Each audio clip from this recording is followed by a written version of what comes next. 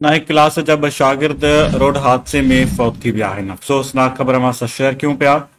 हीउ वाक़ियो Kotli side Secunderabad colony जा रवासी आहिनि जेके उते वाक़ियो पेश आयो आहे, जिते 9वीं क्लास जा ॿ शागिर्द रोड हादसे में फौत थी विया आहिनि। नेशनल हाईवे समा ॻोठ वेझो ट्रक जो मोटरसाइकिल खे टक्कर लॻो आहे। हिकु ॼणो मौक़े ते फौत, जॾहिं त ॿियो नौजवान ज़ख़्मी थी पियो, जेको अस्पताल पहुचंदे ई ज़ख़्म जा सूर न सहंदे फौत थियो आहे। बासित मल्हा खां तफ़सील मालूम कंदासीं। बासित, छा अपडेट्स आहिनि इन हवाले सां? हाँ जी बिल्कुल। कोटली साइड सिकंदराबाद कॉलोनी जा रहवासी 9वीं क्लास जा 2 शागिर्द रोड हादसे में फौत थी विया आहिनि।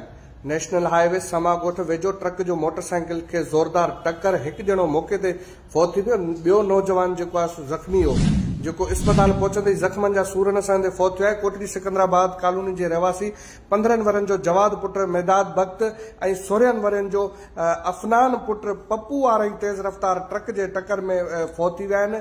ॿई नौजवान मोटरसाइकिल ते सिकंदराबाद कॉलोनी खां कोटली तरफ़ वञी रहिया हुआ।